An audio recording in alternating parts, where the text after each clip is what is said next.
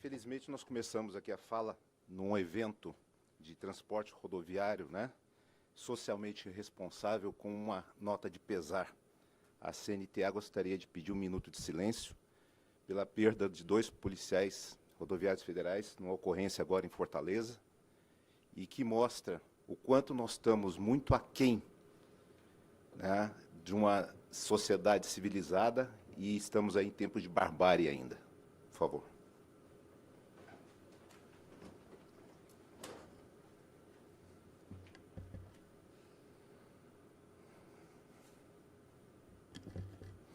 Que Deus conforte essas famílias e que isso sirva de exemplo para nós aqui, homens e mulheres, como força para podermos mudar essa situação.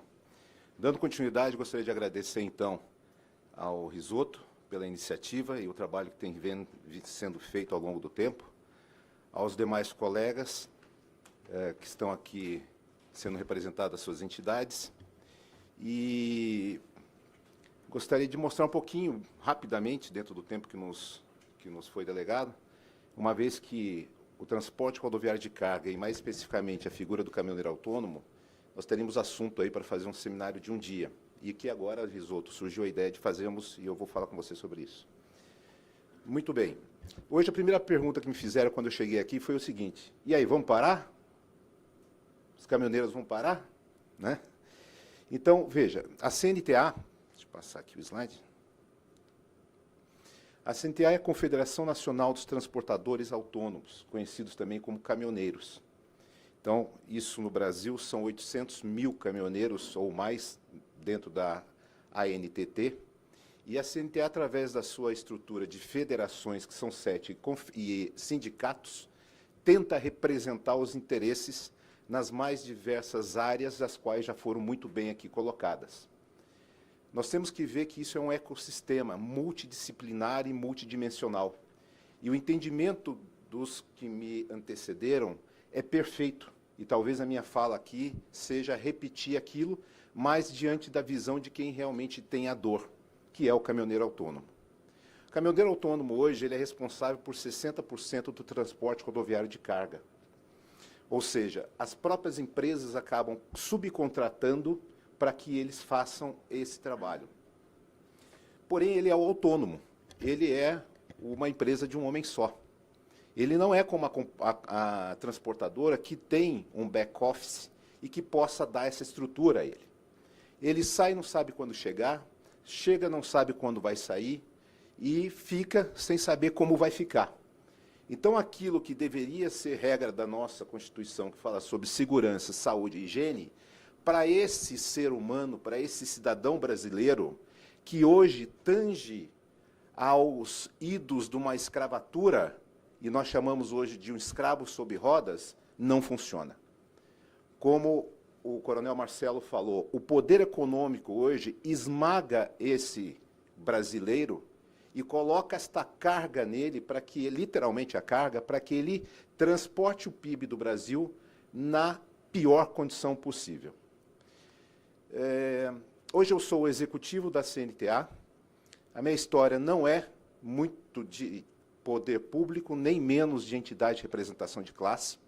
Eu venho de empresas multinacionais, uma delas a Volvo, na montadora, onde eu tive a oportunidade de trabalhar pelo mundo inteiro, e a Volvo tem, inclusive, como seu core, que é segurança. A segurança do indivíduo, seja ela física, a integridade do indivíduo, ela é muito maior do que qualquer bem, do qualquer negociação ou qualquer lucro. Nós viajamos no mundo e vemos a educação de trânsito e achamos que bonito, né? Como é que é bacana, os caras param para a gente passar, eles respeitam o sinal de trânsito. Mas será que sempre foi assim? Ou isso foi construído ao longo de tempo com uma política de que nós defendemos, de tolerância zero? Fazer com que não só aquele ente hipossuficiente da cadeia pague por essa omissão de todo um ecossistema. Então, agora, nós estamos começando a escutar ecos em demais entidades que possamos colocar isso em termos de projeto e execução e poder pedir ao poder público ações e normas eficazes para que isso aconteça. Porque um outro costume do brasileiro é esperar que o poder público dê o direcionamento para ele. E como já diziam, né? Não pergunte o que o teu país pode fazer por você, pergunte o que você pode fazer pelo teu país. Então, tudo começa no indivíduo. Por mais automático e autônomos que sejam os caminhões, jamais nós teremos a substituição do ser humano. E ser humano, ele tem que ter conhecimento, tem que ter habilidade e tem que ter atitude. E é por isso que eu começo a primeira sugestão de melhoria dentro do que nós vemos hoje é no quê? No indivíduo. Nós começamos um trabalho junto com o SESC Senat, porque uma das perguntas que eu fiz foi, muito bem, o metalúrgico, quando ele começa uma carreira, ele vai aonde? Ele vai no Senai fazer um curso técnico. Um garçom tem no Senac um apoio. E a nossa pergunta foi, vem cá, o meu sistema S me provê algum tipo de capacitação profissional em que eu saia e possa exercer a minha atividade dignamente? Ah, nós temos cursos. Tem cursos, ok. Mas como são esses cursos? Ele tem que vir aqui fazer um curso na sala de aula. Muito bem. Enquanto ele estiver na sala de aula, quem que vai estar trazendo o ganha-pão desse profissional, uma vez que ele é autônomo? Não, mas ninguém. Então, para os seletistas, isso é uma forma muito fácil, ou melhor, adequada. Então, o que nós fizemos? O desenvolvimento de um currículo adequado ao ensino à distância, usando a tecnologia, para que ele, dentro das suas paradas, possa desenvolver. A aderência disso, muito baixa. Por quê? Porque ele precisa rodar. Então, todos os problemas que já foram aqui apresentados, de excesso de jornada de trabalho, de uso de substâncias entorpecentes para atingir a obrigação comercial dele, sobrepõe a qualquer outro tipo de capacitação. Muito bem. Próximo ponto, qual que seria? Nós estamos agora finalizando pela primeira vez uma pesquisa do panorama do perfil do caminhoneiro autônomo no Brasil. E é um absurdo, como eu falei. Ele é hoje um escravo sobre rodas. E se nós, não mais ninguém, não tomarmos uma atitude e darmos o passo inicial e solicitar ao poder público normas, controles, fiscalizações adequadas, isso não vai mudar. O segundo ponto mais pertinente é a questão da infraestrutura. 70% foram feitas 1.000 entrevistas em 5 regiões do Brasil e atividades distintas. Porque quando se fala caminhoneiro autônomo, se fala num sujeito coletivo. E se coloca na mesma vala todos esses profissionais. O caminhoneiro autônomo que transporta grãos, ele tem um perfil. O que transporta combustível é outro. O que transporta carga indivisível é outro. O que transporta produtos perecíveis é outro. Então, em termos de pesquisa, nós buscamos amostras ao longo de todo o Brasil e todos colocam 70% que as nossas estradas, como já foi colocado pelos demais colegas, e nós validamos, são sofríveis. E sofríveis do ponto de vista de causar todo um passivo para uma sociedade. E acaba se culpando, muitas vezes, o indivíduo. Vocês viram ao longo da gestão do ministro Tarcísio, os caminhoneiros se manifestando muito via Ministério da Infraestrutura. Pela abertura que foi dada e pelo trabalho que ele fez, né, muito bom, nos dando um espaço. Só que eu sempre questionei, como é que é o nome do ministério? É Ministério do Caminhoneiro? Não é Ministério do Caminhoneiro. É o Ministério da Infraestrutura, que teve uma benevolência de receber os caminhoneiros, por causa da recém-greve em 2018. Ok, existe uma Secretaria Nacional de Transporte Terrestre, que envolve o caminhoneiro como um dos atores. Mas hoje, o caminhoneiro tem que ser discutido no Ministério do Trabalho, da Previdência, tem que ser discutido no Ministério da Cidadania, porque é quase uma minoria na forma que ele é tratado. Então, essa situação ela já extrapolou as situações de qualquer um que levante nas mídias sociais e fale, vamos parar. Não é assim que se para. A parada de um profissional é a última instância, o último recurso, o último grito para que ele possa ser escutado. E apesar de que ele já está em colapso, nós ainda estamos aqui discutindo. Estamos propondo, estamos querendo ajudar e fazer com que tudo aquilo que nós vemos lá fora possa ser trazido aqui para dentro. Mas somente com tolerância zero. Nós participamos, juntamente com a PRF, do Comitê de Furto, Roubo de Cargas e Veículos. A nossa sugestão, e foi até surpresa para eles, de que qualquer ocorrência que envolva caminhoneiro autônomo, nós recomendamos a cassação da habilitação de condutor desse profissional. Porque só assim é que nós conseguimos encerrar um assunto. Aquela flexibilidade, e que muitas vezes vemos no Brasil, isso não pode acontecer. Né?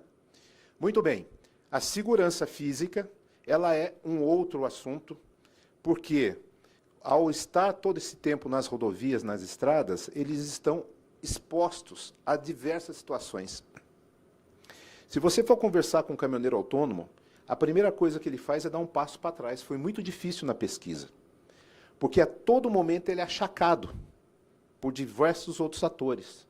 Então ele vive uma constância de insegurança física, em que ações são propostas para rondas em pontos que eles param, participação da PRF através da sua inteligência nos grupos de WhatsApp, maior fiscalização dos aplicativos de frete, porque existem muitos fretes que são simulados e depois eles são abordados, sendo sequestrados, muitas vezes até assassinados.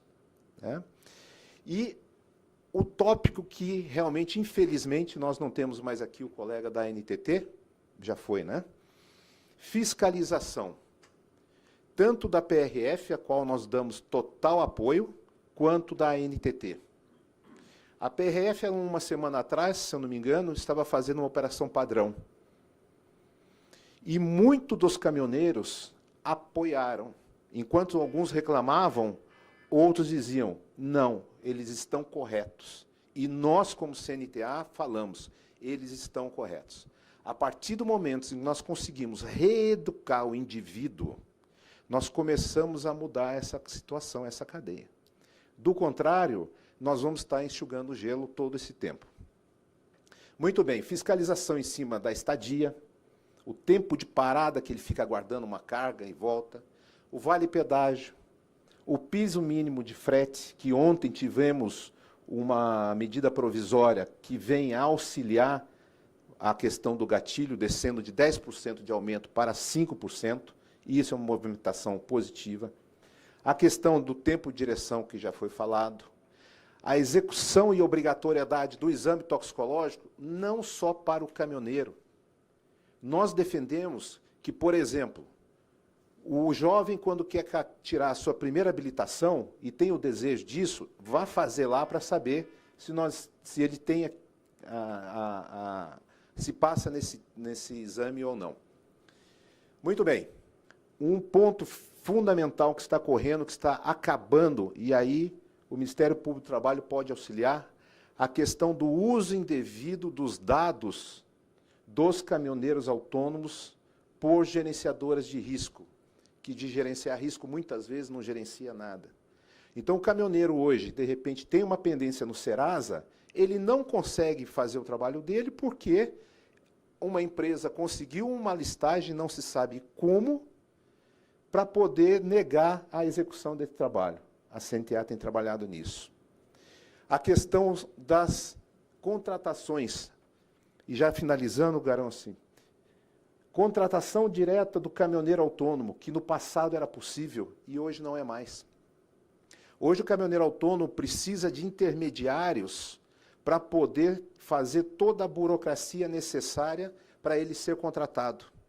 Então, o contratante paga mais, o caminhoneiro recebe menos, e aqui nós temos uma manta de gordura de entidades, atores, que ficam com esta margem sem contribuir em nada na cadeia.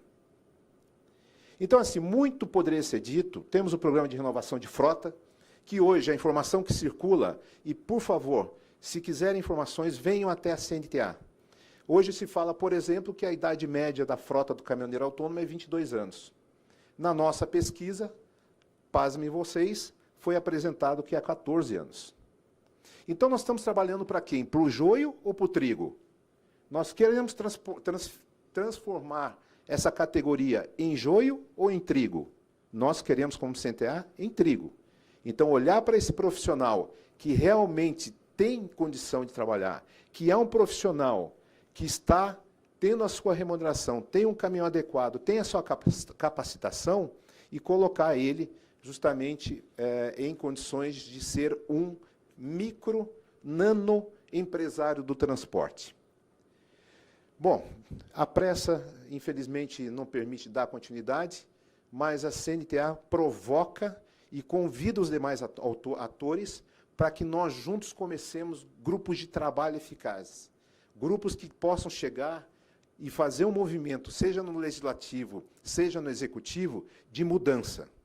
E pegar, até mesmo o judiciário, que como situação que eu mencionei no início agora da PRF, que lastimavelmente, com a perda de 2 agentes, que foram abordados, ou melhor, foram abordar um marginal, tiveram as suas armas, uma das armas se apropriadas, e, por falta de um taser, de alguma outra arma de menor periculosidade, acabou sendo alvejado pela sua própria arma e alvejado também o outro colega. Então, está na hora de acordar. Está na hora de falar um basta. Porque no trânsito, como a gente fala, né, a arma, com certeza, vai virar contra nós. E já está virando. Os nossos filhos, as nossas famílias, uma malha rodoviária precária, um excesso de veículos, cada vez mais linha de crédito. As montadoras, por sua vez, têm que colocar mais veículo no mercado para garantir a empregabilidade, para garantir recurso financeiro, empresas que eu conheço muito propriamente. Então, se não houver a iniciativa de um grupo de trabalho, jamais nós vamos ter o motorista cidadão, que é o que nós buscamos na CNTA. Muito obrigado, senhores.